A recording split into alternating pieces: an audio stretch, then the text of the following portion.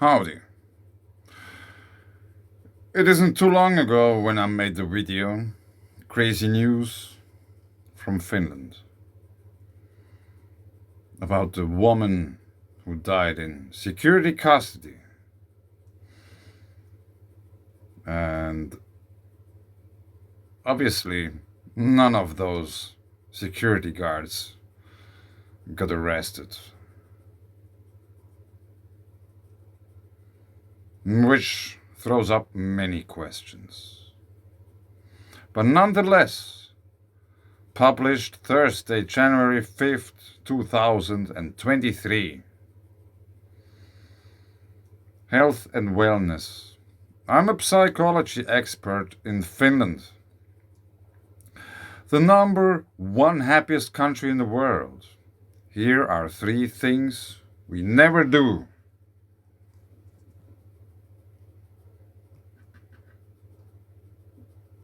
For 5 years in a row, Finland has ranked number 1 as the happiest country in the world, according to the World Happiness Report. In 22's report, people in 156 countries were asked to value their lives today on a 0 to 10 scale, with the worst possible life as a 0. It also looks at factors that contribute to social support, life expectancy, generosity, and absence of corruption.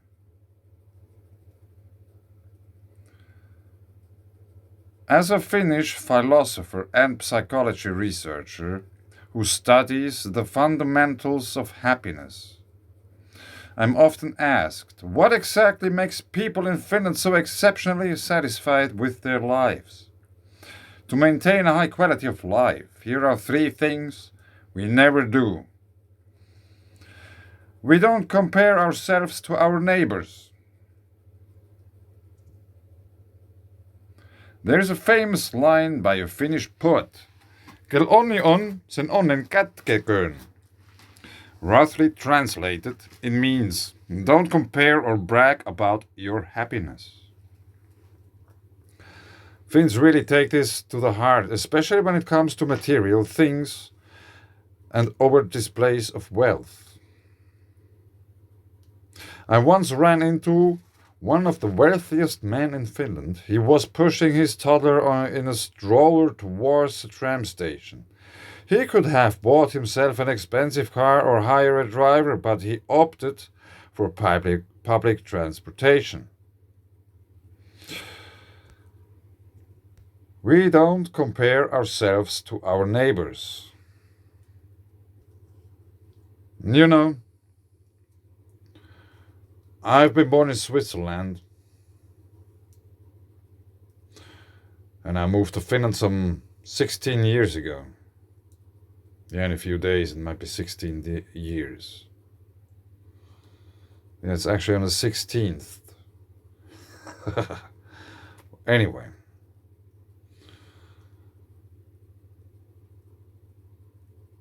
I am half gypsy, so to say, because my father has been a gypsy. But he hasn't had ever contact. He wasn't grown, he didn't grow up in this kind of environment. He didn't have any connections to the culture of it or whatsoever. So he was one of those totally disrooted persons. Because people see you look different. There is something strange. So, I have been growing up in Switzerland for some 30 years. I learned things about it in those 30 years, positive and negative. Now, 16 years in a row in Finland, I have learned positive and negative things. This is a part of my paper I wrote. The first, peer-reviewed scientific paper or whatsoever, however you want to call it, I've ever did. I'm not a scientist. I did this entirely by myself. You can check, there are many writing mistakes. Yeah, English is not my mother's tongue. It's just one of the languages I use. Some of them I haven't been using for many years, like French. It's really rusty. It probably would take several months or something, or weeks, to get back into it because I just don't remember the words. Besides English, I speak German, Swiss German, and Finnish. So there's like 4 languages which can somehow be said that, yeah, they are like fluently spoken. Not perfectly, but you know. So I don't consider myself as any part of any whatsoever called nation or whatsoever. I am a human living on Earth, that's it.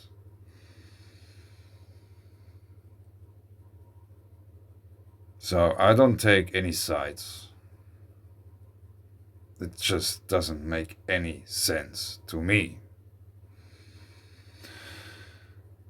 That's a part of my paper, as I mentioned. We have the squatter man, stick man. On the left side, we have a small part from Anthony Perrett's Reoccurrence Seed Pinch, where we have pictures from the squatter man from Arizona, Armenia, Guyana, New Mexico, Spain, Tucson, Tyrol, United Arab Emirates, Italy, Venezuela. Literally all over the globe. Anthony Perrett, 2003. On the right side, we have the work from Antila Helma, A Touch of Red, which was made in 2008. 5 years after the release of Perrett's papers, because Perrett did his work in the 90s already, but it got marked as confidence, so it wasn't released. And if I would take, for example, picture A, this one, and would ask my 7-year-old daughter, what do you see then? What do you think that is? Maybe she would answer 2 dot-headed anthropomorphs. Probably she wouldn't use the word anthropomorphs. With raised hands and legs crossed. Yeah. It's 100% correct. Except it's not. I showed that in order to make a point about we don't compare ourselves to our neighbors. Yeah. Someone might say this is very mean. You shouldn't do things like that. You know, that's obviously a philosopher, a professional, a scientist writing these things.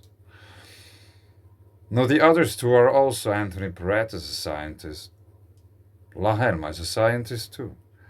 I am no scientist. I have no scientific education or whatsoever. They have been working in the university. I was making dry walls there for the scientists in order for them to get better workspaces and stuff. And back in the days when I have been a delivery guy, I have been delivering many things to universities in Zurich, Switzerland. I have been there. I knew many people, I knew many people who have scientific educations.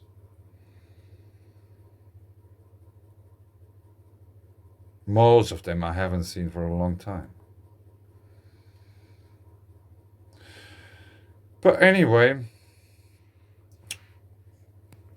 let's continue with this. That's what success looks like in Finland, just like everyone else. Yeah, let's recap quickly. I once ran into the wealthiest man of Finland. He was pushing his toddler in a stroller towards the station. Transportation. That's what success looks like in Finland, just like everyone else. Yeah, there are probably many other different examples which are not like this. Happiness tip. Focus more on what makes you happy and less on looking successful. The first step to true happiness is to set your own standards instead of comparing yourself to others. Yes, that's quite literally true. On the other hand, how could you ever know being happy if you don't compare yourself to others? How you could ever know that you are very sad, angry, whatever, if you do not compare? You need something to compare. If you're just totally by yourself, you will never figure out anything about reality. Because we all are stuck in the reality. It's just each and every single individual's task to get the perception correct of the reality. You know, I read the news every day. I don't read like many news articles, but I'm quite much up to date. And I take it as an inspiration. It's not that I would believe all the words they say. I read it, take it, think about it. Yeah, there has been some news about whatever stuff. What does it mean? What are they really trying to tell us?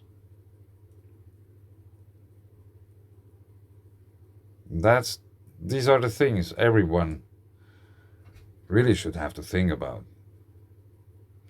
We don't overlook the benefits of nature. According to a 2021 survey, 87% of Finns feel that nature is important to them because it provides them with peace of mind, energy, and relaxation. In Finland, employees are entitled to 4 weeks of summer holiday. Many of us use that time to hit the countryside and immerse ourselves in nature. The fewer amenities, even to the point of no electricity or running water in the house, the better. A lot of Finnish cities are also densely built, which means that many people have access to nature at their doorsteps. I live next to Helsinki Central Park, where I go on regular walks. Yeah, Central Park is not really nature. Happiness tip. Spending time in nature increases our vitality, well-being, and gives us a sense of personal growth. Find ways to add some greenery to your life, even if it's just buying a few plants for your home. This is something which is in a way very true. I don't think there is any other country in the whole world where such a big percentage of people own a cottage. And there isn't maybe any electricity. You go first to get the water from the lake, you carry it back to the sauna, then you get the wood, you start to fire up the sauna, and you get the warm water from the sauna. There's no flowing water. You just have buckets full of water. You go into the lake, swimming. And in the summertime, usually when this all goes down, you don't even really need light because the sun doesn't really set. So there's not that big problem with having light because you just don't need it. It's very simple. It's very beautiful. I know. I spent many summer holidays in conditions like this. in our cottage, far off from everyone, on a little island. And it's so small, there's no one else. Maybe the size of a half football field or something. There's no neighbors. There's a neighbor island every now and then, there's someone, but I've never seen those people. I wouldn't recognize them if they would come across. I have no idea how they look. And after 6 weeks, you sit in the car, drive back to Switzerland, and you're there in Switzerland. Like there's like millions of people all over the place. And imagine as a kid, whoa, that's something really big indifference, you know. Having those weeks here up in Finland in summer holidays was 100 million times better and much more awaited. At least as much more awaited as Christmas.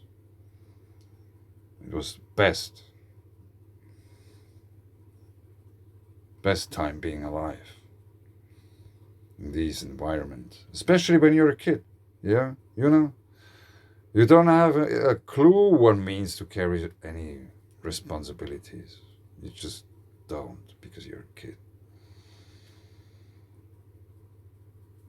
Yeah, rowing over the lake for hours just alone. There's no one ever, nowhere.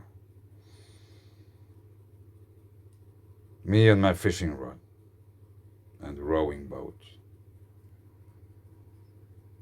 Anyway, we don't break the community circle of trust. Research shows that the higher levels of trust within a country, the happier its citizens are.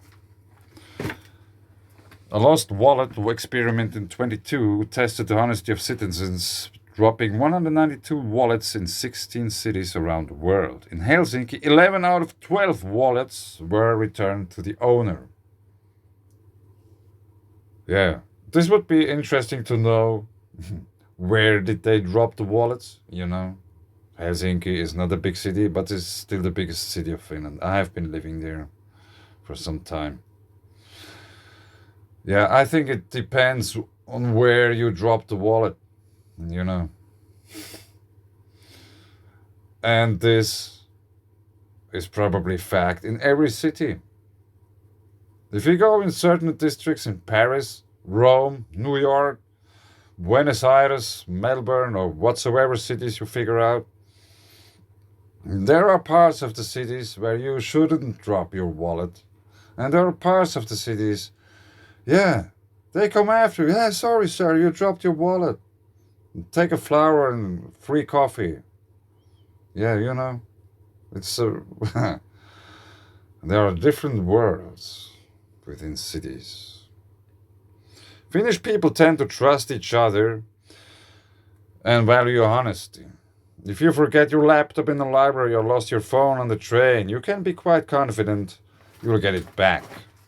Kids also often take a public bus home from school and play outside without supervision. Yeah. Happiness tip. Think about how you can show up for your community. Think about, yeah, now it makes sense. Think about how you can show up for your community. Making videos about stuff no one cares is my contribution to the whole thing. Take it or leave it. How can I create more trust? How can you support policies that build upon that trust? If people would know what's going on, they would behave totally different, but now they don't really know. And they know that they don't know. So they freak out. Look at the society, what's going on? A woman goes shopping, tries to bring something back, and gets killed. Those who did it, it seems that they are still free. How can you create more trust? Yeah, probably on a bigger scale than just one person, like taking on society. Maybe that's not the way how to build up more trust. Because, you know, how can they be still free? How? Maybe now, in the meanwhile, they got taken in. I don't know. But they were free to go, obviously. And this is a very big question mark. How can you support policies that build upon that trust? Small acts like opening doors for strangers or giving up a seat on the train makes a difference too. Yeah.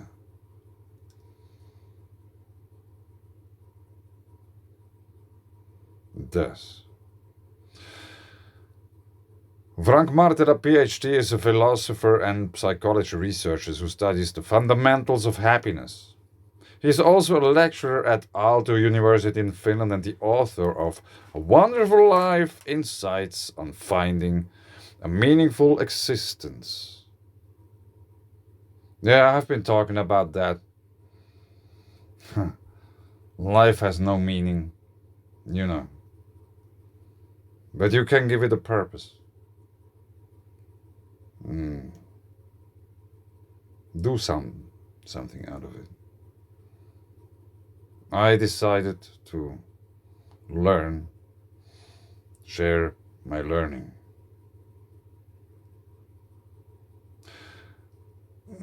And I think I have learned a bunch of stuff recently.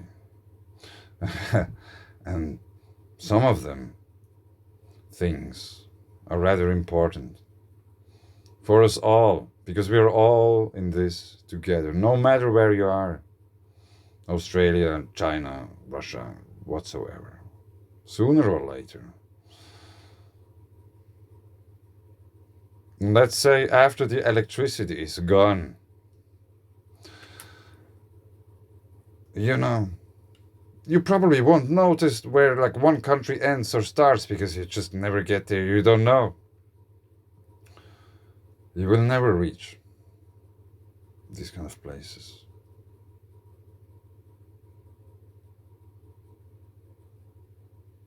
You know, it would be absolute freedom.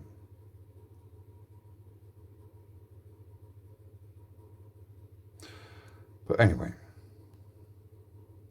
I leave it here. Thanks. Bye.